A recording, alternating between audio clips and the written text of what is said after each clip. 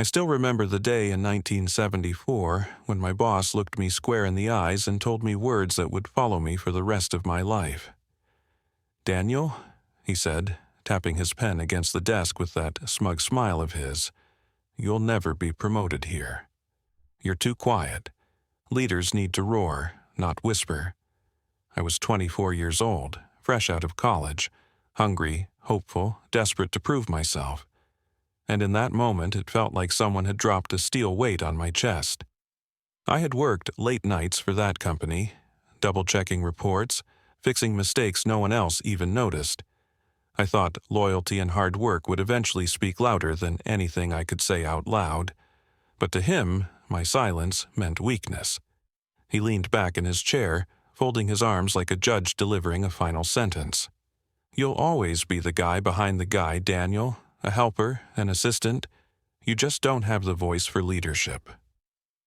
His name was Richard Cole. Middle-aged, loud, the kind of man who could walk into a room and make everyone shrink with his presence. And to be fair, people like him thrived in that world. In the 1970s, business was about who could shout the loudest, pound the table the hardest, and cut the deepest deal. I nodded slowly. I didn't argue. Arguing was never my way.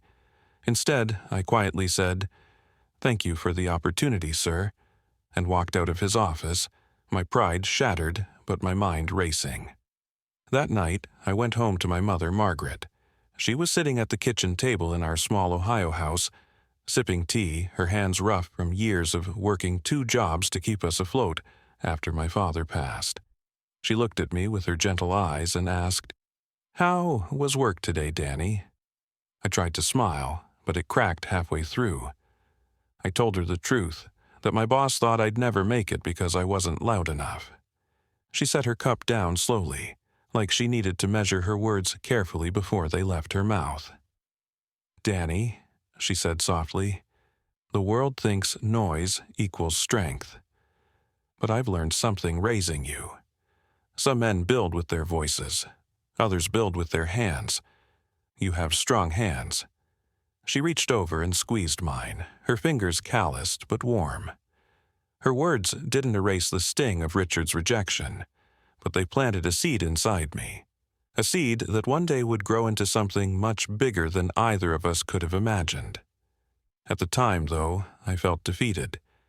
Imagine being told at 24, when all your dreams are fragile and just starting to form, that you'll never succeed. That no matter how hard you work, you'll always be second best because of something you can't change. Your nature, your quietness. For years, those words haunted me. "You'll never be promoted. You're too quiet." They echoed in my head every time I walked into that office. They made me question myself, doubt myself, shrink myself. But here's the twist I want you to hear. Those very words, the words meant to bury me, became the fire that shaped everything I did afterward. Because 40 years later, after decades of silence, building brick by brick, piece by piece, I created something Richard could never have imagined. My own company, built on listening instead of shouting, built on patience instead of arrogance, built on strength that didn't need to announce itself. And then, one morning in the present day, I sat at my desk flipping through job applications for an entry-level position at my firm. I stopped when I saw a familiar last name. Cole. Ethan Cole. Richard's grandson. I held the paper in my hands and almost laughed out loud. Life has a strange way of circling back, doesn't it? That interview would become one of the most unforgettable moments of my life. But I didn't say a word about Richard. Not then, not ever. Because some victories are quiet, and some names are better left unspoken. When I look back at the year 1974, it feels like stepping into another lifetime. America was in transition. The oil crisis had people lining up for gas. Factories buzzed with noise and smoke. Men in suits carried briefcases. Women in typewriter pools tapped away endlessly. And every office smelled like coffee, ink, and ambition. For me, it was the beginning of adulthood, my first serious job at Cole Manufacturing, a mid-sized industrial supply company in Cleveland, Ohio. It wasn't glamorous, but for a kid who grew up with little more than determination and a strong back, it felt like a door into a world of possibility. I was 24, freshly graduated from a local college, and eager to prove that I belonged. Most mornings I put on the same gray suit, pressed as best as I could afford, and walked into that building with the weight of my mother's sacrifices on my shoulders. Margaret Harlow, my mother, was the anchor of my life. She had raised me and my older brother, Michael, by herself after my father died in a factory accident when I was only 6. She worked as a nurse by day and a seamstress by night, always reminding us that dignity didn't come from money, but from effort. At home, she would tell me, "Danny, remember this. A man's worth isn't in how loud he is, but in how much others can rely on him." Those words shaped me. They made me into the kind of man who kept his head down, worked hard, and rarely spoke unless it mattered. But inside the offices of coal manufacturing, that trait wasn't seen as wisdom, it was seen as weakness. The company was run by Richard Cole, the boss I mentioned before. To many, Richard was a giant of a man, broad-shouldered, always in an expensive suit, his voice booming across the hallways before you even saw him. He had the charisma of a salesman and the arrogance of someone who'd never been told no. And beneath him were men who mirrored his energy. Loud, competitive, constantly jostling for position. They slapped backs, told jokes at others' expense, and turned every staff meeting into a contest of who could outshout the rest. Then there was me, Daniel Harlow, sitting in the corner of the conference room, notebook in hand, writing down every detail while others argued over who had the better idea. I thought my work would speak for itself. I thought precision and consistency would win out in the long run. My reports were spotless, my numbers exact, and I caught errors others overlooked. But in that culture, results weren't enough. You had to perform confidence. You had to be a lion in a room of lions. My brother Michael couldn't understand why I tolerated it. Over beers one evening, he said, "Danny, you're smarter than half those guys, but you sit there like you're invisible. And speak up, make them hear you." I shrugged and told him, "That's not me. I don't want to win by shouting. I want to win by being right." He shook his head, half frustrated, half protective. Michael was the opposite of me, bold, brash, quick with a joke. He believed that in America, especially in the 70s, you had to be loud to be noticed, and maybe he was right, at least in Richard Cole's world. But I couldn't change who I was. Every time I tried to raise my voice in meetings, my throat tightened, my palms sweat, and the words came out shaky. It wasn't fear, it was restraint. I believed listening had value. I believed you learned more by observing than by dominating. Yet, despite my quiet ways, I still carried a spark of hope. I thought maybe Richard would eventually notice, that he would see the quiet worker who never made mistakes, who always showed up, who got the job done when others faltered. I imagined him calling me into his office one day and saying, "Daniel, you've proven yourself. We need someone steady like you to step up." But that fantasy dissolved more with each passing month. The promotions went to the loudest voices, the men who pounded the table and bragged about their wins. I kept waiting, but the recognition never came. Still, I clung to patience. I told myself, "Keep your head down, your time will come." At home, my mother continued to encourage me. She'd smile as she served dinner and say, "Quiet waters run deep, Danny. You don't need to splash to make waves." Her faith in me was unshakable. But deep down, doubt had already started to creep in. Was she wrong? Was I truly destined to be invisible in a world that only rewarded noise? I didn't know it yet, but the answer would come crashing down one ordinary afternoon in Richard Cole's office. The moment that would change the course of my entire life. It was an ordinary Thursday when the moment finally arrived. The moment that would shatter whatever faith I had left in that company. Richard Cole's secretary stopped by my desk and said, "Mr. Harlow, the boss wants to see you in his office." For a second, my heart leapt. I straightened my tie, smoothed the wrinkles on my suit jacket, and told myself, this is it. He's finally seen my work. This is the promotion I've been waiting for. I walked down the hall, past rows of desks buzzing with chatter and typewriter clicks, and stepped into Richard's office. It smelled faintly of cigars and leather polish, the kind of room designed to make you feel small the moment you entered. Richard sat behind his massive mahogany desk, sleeves rolled up, gold watch glinting in the sunlight. He didn't waste time with pleasantries. "Daniel," he said, leaning back in his chair, "I'll cut right to it. We're filling a new supervisor role in your department, and I want you to know we're giving it to Tom." I blinked. Tom. The guy who bragged about his golf scores more than he checked his numbers. The guy who left early on Fridays and somehow never turned in a report on time. I tried to steady my voice. "Sir, may I ask, why Tom?" Richard chuckled, as if I had just asked why the sky was blue. "Because Tom has presence. He walks into a room, people notice, he makes noise, he pushes. That's what leadership is, Daniel. You're too quiet. You'll never be promoted in this company. You're better suited to support roles." The words hit me like a hammer. Too quiet. The phrase burned into my chest. I opened my mouth to defend myself, but the weight of his stare silenced me. My throat felt like it had closed. Instead, I simply nodded. "Understood, sir." Richard waved his hand like I was dismissed from court. "Don't take it personally. You're reliable, you do good work, but leadership requires roar, not whispers. You'll thank me one day for being honest." I walked out of that office with my head down, my fists clenched so tight my nails dug into my palms. The hallway buzzed with the usual office chatter, but to me it was muffled, distant, like I was underwater. By the time I reached my desk, the realization sank in. No matter how hard I worked, no matter how flawless my results, men like Richard would never see me as worthy. Not because I lacked skill, but because I didn't fit their mold of what a leader should look like.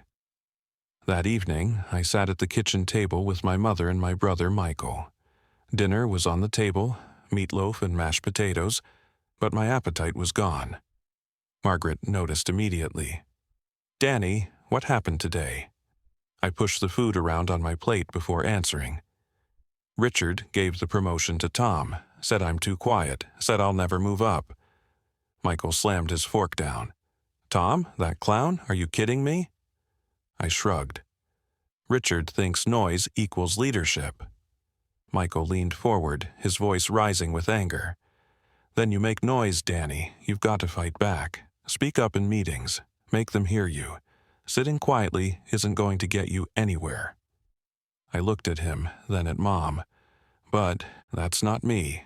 I don't want to shout just to be heard. Margaret placed her hand over mine. Her touch calmed the storm boiling inside me. "Danny, your brother's right about one thing. The world is loud, but don't confuse noise with strength. You are steady, thoughtful. Don't let that man convince you it's a weakness." Her words were kind, but they clashed with the bitterness eating at me. That night, lying awake in my small room, I replayed Richard's words again and again. "You'll never be promoted. You'll always be behind someone else." The humiliation was raw. For years, I had convinced myself patience would pay off, that good work would be recognized. And in one meeting, Richard Cole destroyed that illusion. I felt trapped, too loyal to quit, too wounded to stay. The company I thought would be my future had just told me I had no future there at all. That rejection cut deep, but beneath the pain, something else began to stir. A quiet anger. A stubborn resolve I didn't even know I carried. If Richard couldn't see my worth, maybe it was time to stop seeking his approval. Maybe it was time to build something of my own. The morning after Richard Cole dismissed me as too quiet, I woke up with a heaviness I couldn't shake. I shaved in the mirror, buttoned my shirt, tied my modest gray tie, and stared at the reflection staring back. I saw the same Daniel Harlow, reserved, steady, unassuming. The man who'd spent years believing that if he worked hard enough, someone in power would notice. But Richard's words echoed like a drumbeat in my mind. You'll never be promoted here. You'll always be behind someone else. For the first time, I didn't just hear them as an insult. I heard them as a challenge. That night, after another long day of watching men like Tom swagger around the office with their hollow victories, I sat at my kitchen table with a blank notebook. The house was quiet. My mother had already gone to bed. The clock ticked in the hallway, and I wrote a single sentence at the top of the page. If they won't let me lead, I'll build something worth leading. It wasn't a declaration I shouted into the world. It was a promise I whispered to myself. Over the next few weeks, I began to sketch out ideas. Logistics had always fascinated me, the way goods moved from one place to another, the invisible veins of the economy. At coal manufacturing, I had seen firsthand how delays, sloppy records, and unreliable suppliers caused chaos. I thought, what if there was a company that focused not on noise and showmanship, but on reliability? What if trust was the product? When I finally told my brother Michael, he nearly choked on his beer. You? Start a company? He said, eyes wide. Danny, you hate talking to people. Running a business means selling yourself every single day. I nodded. I don't need to be loud, Mike. I need to be consistent. I'll listen when others talk. I'll deliver when others overpromise. That'll be my way. Michael stared at me, torn between admiration and disbelief. You really think clients will choose quiet over flash? They'll choose results, I replied. My voice was steady, more confident than I felt inside. My mother, Margaret, was the first to truly believe. When I explained my idea over breakfast one Sunday morning, she put down her cup of tea and smiled softly. Danny, she said, your father always dreamed of running his own workshop. He never got the chance. Maybe this is your chance. Maybe this is why you've been quiet all these years, because you've been listening, and listening makes for a better builder. Her faith lit a fire in me. Still, the path forward was daunting. I didn't come from money. My savings barely covered rent. But Michael, despite his doubts, surprised me one evening. He walked into my room and tossed a folded envelope onto the desk. What's this? I asked. $500, he said. Don't ask how I scraped it together. Consider it a start. Just promise me if you get rich, you'll buy me a steak dinner. I laughed for the first time in weeks. Deal. That small gesture was the beginning. I used the money to register my business, Harlow Logistics. It was nothing more than a name on paper and a few sketches in a notebook at first, but it felt like a declaration of independence. Nights and weekends became my laboratory. I studied supply routes, tracked costs, called small businesses who complained about unreliable partners. I learned to listen, really listen, to their frustrations. And in every complaint, I saw an opportunity. I didn't quit coal manufacturing immediately. I still needed the paycheck. But every day I sat in that office, watching Richard praise men like Tom for their bluster. I grew more certain that I was done playing by their rules. One evening, Michael said, "You've changed, Danny. You walk different, straighter, like you finally know what you want." I thought about it, then answered, "For the first time, I do." The decision wasn't explosive.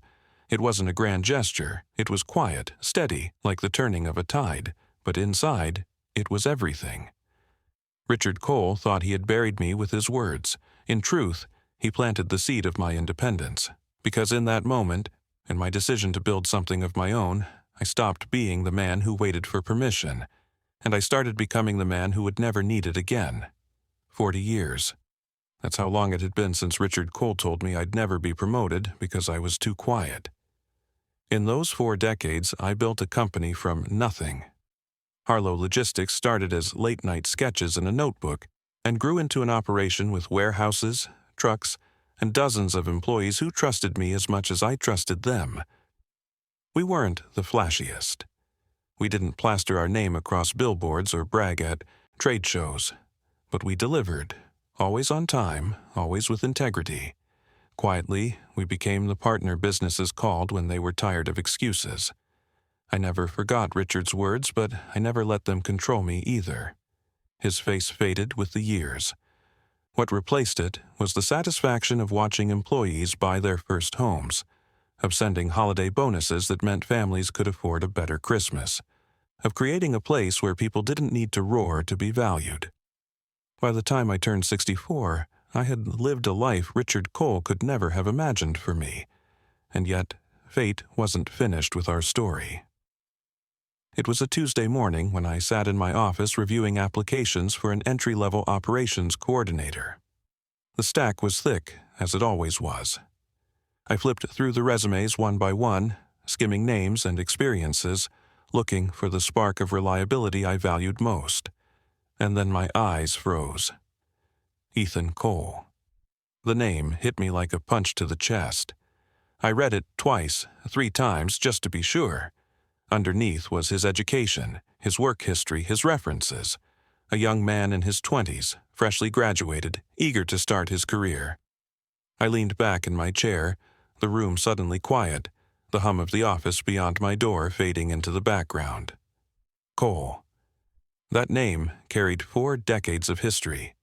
The name of the man who told me I was unfit to lead, the man who, without realizing it, pushed me onto the path that defined my life. And now his grandson wanted to work for me. When Ethan arrived for the interview later that week, I watched him walk nervously into the conference room. He was tall, clean-cut, with the kind of anxious energy I remembered from my own youth. He shook my hand firmly, though his palms were damp with nerves. "Mr. Harlow," he said, "thank you so much for meeting with me. It's an honor. My grandfather used to talk about this company all the time. He always said Harlow Logistics outlasted everybody." I almost smiled at the irony. Richard Cole, a man who never believed in me, had spoken of my company decades later, but I kept my face neutral, my tone steady. "Tell me about yourself, Ethan," I said.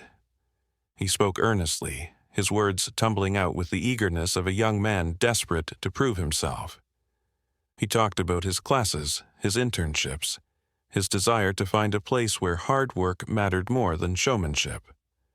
I listened carefully, just as I always had. And in his voice I didn't hear Richard. I didn't hear arrogance or dismissal. I heard the same hunger I had once carried. At one point, Ethan admitted, "I'm not the loudest guy in the room, sir, but I try to be the one people can count on." That line struck me like lightning. My chest tightened, my throat thickened. It was like listening to a younger version of myself. I could have told him everything. I could have revealed how his grandfather once told me I'd never make it, how those words burned into me and fueled everything I built. I could have shown him how wrong Richard Cole had been. But I didn't.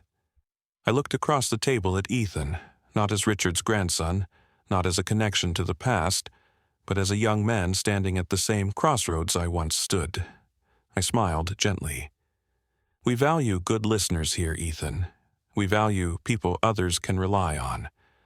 I think you'll fit right in." His face lit up with relief, his shoulders dropping as the weight of the interview lifted. "Thank you, Mr. Harlow. You won't regret it." As I shook his hand and welcomed him aboard, I felt something shift inside me. This was my victory. Not in humiliating Richard's grandson, not in speaking his name with bitterness, but in proving, to myself, to the world, that I had built something greater than Richard ever imagined. I didn't need to shout my success. I didn't need to drag his name into the light. The silence was enough. In that moment, 40 years of doubt, anger, and quiet resolve crystallized into a truth I had always known deep down. Strength doesn't need to announce itself. It simply endures. After Ethan left my office that afternoon, I sat for a long while staring at the empty chair across from me. The silence was heavy, but it wasn't uncomfortable. It was the kind of silence that feels earned, the kind that carries a lifetime of battles won quietly, without applause, without fireworks. I thought about Richard Cole for the first time in years. I could still picture his sharp suit, his booming voice, his dismissive smirk. I remembered how small he made me feel, how powerless. Back then, I believed his words defined my future. But now I understood. His judgment wasn't about me, it was about his own blindness. He couldn't imagine leadership that didn't look like him, sound like him, dominate like him. His voice may have been loud, but it had no echo. Mine, though quiet, had lasted. The irony of employing his grandson wasn't lost on me. Life has a strange way of circling back, doesn't it? Yet, I felt no need to rub it in, no need to reveal the history. What purpose would it serve? Hurting Ethan wouldn't heal me. In truth, I realized something important in that moment. My greatest victory wasn't building a company, or even proving Richard wrong. It was that I had learned to let go of the bitterness. I had lived 40 years not trying to destroy Richard Cole, but trying to build Daniel Harlow, and that, in the end, was enough. As the years rolled by, I found myself thinking about the lessons hidden in my journey. Lessons I wish someone had told me at 24 when I sat at that desk, crushed by Richard's words. First, quiet is not weakness. This world loves to reward noise, but noise fades. True strength is steady. It listens, it observes, it builds patiently. If you are quiet, never mistake that for being powerless. Second, success is not revenge. For a long time, I carried Richard's words like a stone in my chest, dreaming of the day I could throw it back in his face. But when the chance came, through Ethan, I realized I didn't need to. Success isn't about proving others wrong. It's about proving yourself right. And third, dignity lasts longer than pride. Richard built a career on pride, on loud victories and intimidation. But when I looked across at Ethan, I saw that what endured wasn't Richard's roar. It was the quiet dignity of someone who built, not for applause, but for purpose. I remember telling my mother about the interview not long before she passed. She was in her 80s by then, her hands frail, but her mind still sharp. "Ma," I said, "you'll never guess who applied for a job today. Richard Cole's grandson." Her eyes twinkled with that old knowing humor. "And what did you do?" "I gave him the job," I replied simply. She smiled, leaned back in her chair, and said, "That's my Danny, strong hands, quiet heart." Those words stayed with me. They were the benediction of my life. My brother Michael, too, got a kick out of the story. "You mean to tell me you didn't even mention Richard? Not once? Man, you're a better man than me." I laughed. It wasn't about him anymore, it never really was. The final reflection. Now, when I walk through the halls of Harlow Logistics and see employees chatting, trucks rolling out, families depending on the work we've created, I realize something powerful. My life wasn't defined by Richard Cole's rejection. It was defined by my decision afterward. I could have let bitterness shrink me. Instead, I chose to build. I could have shouted back at him, tried to prove him wrong in the moment. Instead, I let my work speak, not in a day, not in a year, but across a lifetime. And when fate delivered his grandson to my door, I understood the full circle. My silence had outlasted Richard's noise. So here is what I want anyone listening to remember. You don't need to shout to be heard. You don't need to roar to lead. Strength can be quiet. Leadership can be humble. And sometimes the greatest victories are the ones that don't require you to say a single word. And that's the story of how a quiet man turned rejection into resilience, and how silence built an empire that even time couldn't shake. If this story moved you, if you've ever been underestimated, or told you'd never succeed, remember, your strength doesn't have to be loud to last. Now, I'd love to hear from you. Have you ever been told you weren't enough for something? And how did you prove them wrong in your own way? Share your story in the comments below. I read every one, and your words inspire not just me, but everyone who comes across this community. If you found value in this story, hit that like button. It really helps more people discover these stories. Don't forget to share this video with someone who might need to. Hear that being quiet doesn't mean being weak. And of course, if you want more true stories of perseverance, redemption, and life's unexpected full circles, make sure to subscribe to the channel and click the notification bell so you don't miss what's coming next. Thank you for listening. Stay strong, stay true, and remember, sometimes the quietest voices leave the loudest legacy.